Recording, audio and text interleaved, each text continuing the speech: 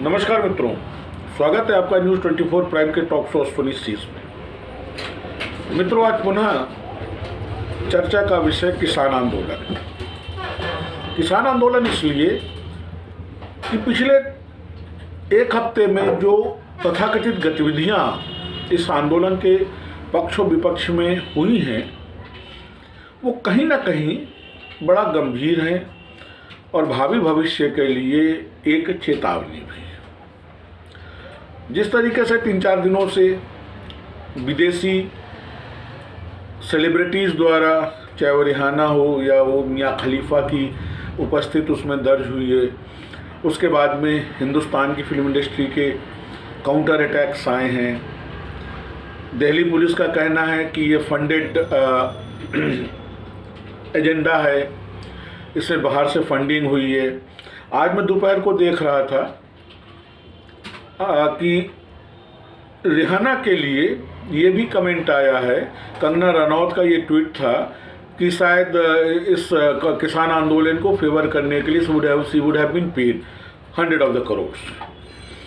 प्रश्न ये है कि जब इस बात को सरकार बार बार प्रचारित और प्रसारित कर रही है कि किसान आंदोलन के पीछे विदेशी फंडिंग है, विदेशी ताकतें हैं, इसमें खालिस्तान के सपोर्टर्स इन्वॉल्व हैं, इसमें जस्टिस फॉर सिख इन्वॉल्व है, तो क्या कर रही हैं हमारी एजेंसियां? जहां एक तरफ वैश्विक स्तर पर मोदी जी का एक अपना प्रभुत्व स्थापित हुआ है, विभिन्न देशों से उन्होंने तथाकथित अच्छे संबंध बनाए हैं, अमेरिका से हमारी अच्छी टाई अप है, सेटिंग है, तो क्या कर रहे हैं हम? क्यों ऐसे लोगों को हम अवसर दे रहे हैं कि हमारे अंदरूनी मामले में हस्तक्षेप करें? या ये केवल प्रोपोगंडा है किसान आंदोलन की तरफ से भी और भारत सरकार की तरफ से? ये एक भावनात्मक दोहन की प्रक्रिया है। सरकार उस भावना का नगदीकरण कर रही है कि राष्ट्र विरोधी ताकतें सक्रिय हैं, देश एक हो। देश का मतलब अब तो देश के दो मायने हो गए हैं, एक हिंदुत्व से संबंधित और एक हिंदुत्व विरोधियों से संबंधित है। तो देश एक हो मतलब हिंदुत्व एक हो, हिंदू एक हो। और दूसरी तरफ आंदोलन के लिए ये मैटर ये है कि किसी तरीके से एंटी मोदी एजेंडा या एंटी गवर्नमेंट एजेंडे को बूस्ट किया जाए। परंतु एक प्रश्न उठता है जो कहीं ना कहीं मन को कचोटता है। प्रश्न ये है कि क्या कांग्रेस जैसी पार्टी जिसका 150-200 साल का इतिहास हो, क्या इतनी नेतृत्व विहीन हो गई है, इतनी सोच की सीमा तक गिर गई है कि वो एंटी इंडिया कैंपेन को सपोर्ट कर रही है? किसान आंदोलन कर रहा है, किसान सरकार के बिलों से सहमत है, नहीं सहमत है, उस बिल पर विरोध होना चाहिए, लेकिन जिस तरीके से भारत की छवि को प्रदर्शित किया जा रहा है। 2 दिन पहले मैं देख रहा था कि वो सिख नवयुवक जो उस दिन 26 जनवरी को ट्रैक्टर, जो बेतरतीबी से ट्रैक्टर लेके दौड़ा रहा था पुलिस को और पब्लिक को, वो ट्रैक्टर पलट गया, वो मर गया। उसके घर प्रियंका गांधी क्या करने गई थी? इससे तो स्पष्ट होता है कि उस ट्रैक्टर मूवमेंट को प्रियंका जी यानी कि कांग्रेस का सपोर्ट था। क्या प्रियंका का एक पार्टी का प्रतिनिधित्व होने के नाते ये नैतिक दायित्व नहीं बनता था कि उन पुलिस वालों के यहाँ भी जाती जो उस दिन आंदोलन में घायल हुए? परंतु नहीं, यही नेतृत्व की कमी कहीं ना कहीं कांग्रेस को खा रही है। हालांकि अपने 57 साल राज में कांग्रेस ने कभी भी प्रो हिंदुज्म की बात नहीं करी, चाहे वो सोमनाथ मंदिर के जीर्णोद्धार के उद्घाटन का मामला हो, उसका खामियाजा डॉक्टर राजेंद्र प्रसाद, भारत गणराज्य के प्रथम राष्ट्रपति को जीवन के अंतिम क्षणों में पटना में एक छोटे से निवास में गुजारने का प्रतिफल के रूप में मिला हो, चाहे हिंदू मंदिरों पर लाया हुआ एक्ट हो। कांग्रेस कहीं ना कहीं कोई तो कारण है जो एंटी हिंदू एजेंडे पे काम करती शुरू से चली आई है। कांग्रेस एंटी हिंदुज़म पर भी काम करती थी, कांग्रेस एंटी मिडिल क्लास पर भी काम करती थी। पर मैं ये नहीं समझ पा रहा हूँ कि कांग्रेस का नेतृत्व मिसेस गांधी के बाद से क्यों कर इतना कमज़ोर हो गया कि उसने अपनी पूरी राजनीति को 17 से 22% वोटों के इर्द गिर्द ही घुमा के रख दिया। अब वहीं हम भाजपा की बात करें, बात तो हिंदुत्व की होती है लेकिन हिंदू की नहीं।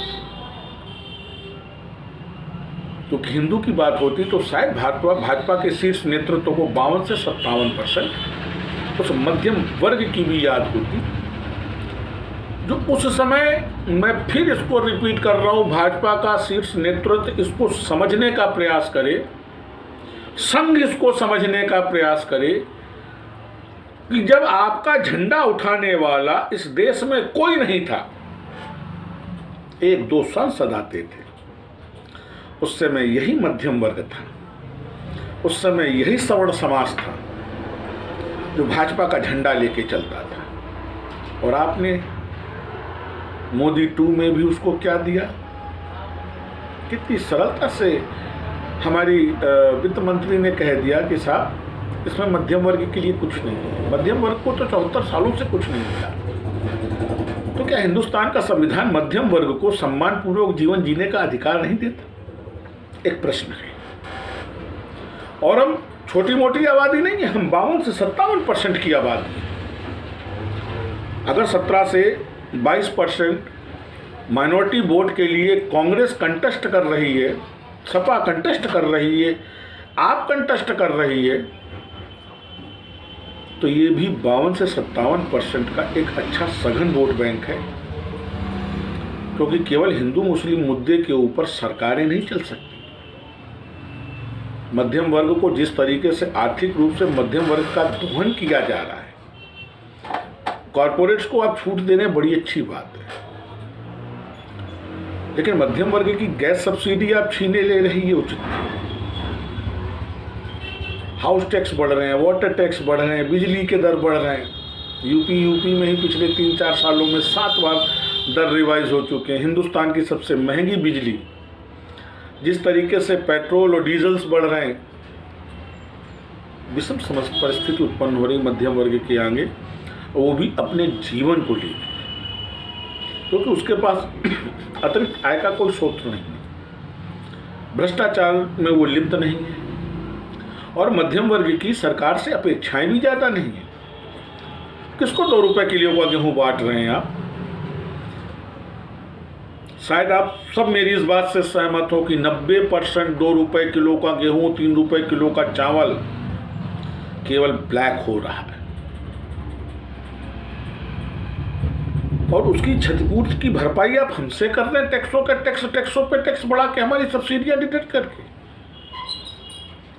जिस तरीके से फूड कॉर्पोरेशन ऑफ इंडिया का बहुत बड़ा स्कैम है, अरबों खरबों का स्कैम है कि हर साल लाखों कुंटल की तादाद में अनाज को सड़ा घोषित करके जो डिस्टिलरियों को बेचा जाता है, ये बहुत बड़ा स्कैम है। और आज तक इस स्कैम पर किसी भी अधिकारी पे कोई कार्रवाई नहीं, केंद्र राज्य कोई सरकार बोलने को तैयार नहीं।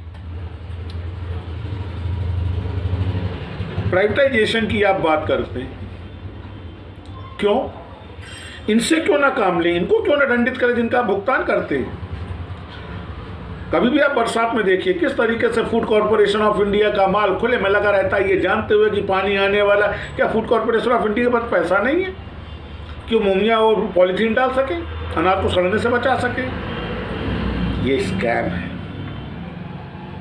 और यही स्कैम अब कन्वर्ट हो रहा है एंटी नेशनल एक्टिविटी में। कोई तो कारण है, सरकार समझाना नहीं चाहती है, किसान समझना नहीं चाहता है, कोई तो कारण है। सरकार पीछे नहीं हटना चाहती, किसान पीछे नहीं हटना चाहता है, कोई तो कारण है। सरकार इसको एंटी नेशनल एक्ट बनाना चाहती है और किसान इसको एक अन्नदाता के लिए इमोशन का भाव पैदा करना चाहता है। और अब इस मामले में विदेश भी इन्वॉल्व हो रहा है। अब आवश्यकता है कि सरकार को इस आंदोलन, क्योंकि जितना ये जख्म पुराना होगा उतना ही नासूर बनेगा, और ऐसे ही नासूर बनने का इसका इंतज़ार कर रही है विपक्षी पार्टियां। उनका जो एंटी मोदी कैंपेन है उसको बढ़ावा मिले, उनका जो एंटी इंडिया कैंपेन है उसको बढ़ावा मिले, और इस आंदोलन की आड़ में वो भारत में अस्थिरता ला सके। हम आप ऐसे ही बेबाक चर्चा करते रहेंगे इन विषयों पर। आप हमारा चैनल सब्सक्राइब करें और हमको लाइक करें।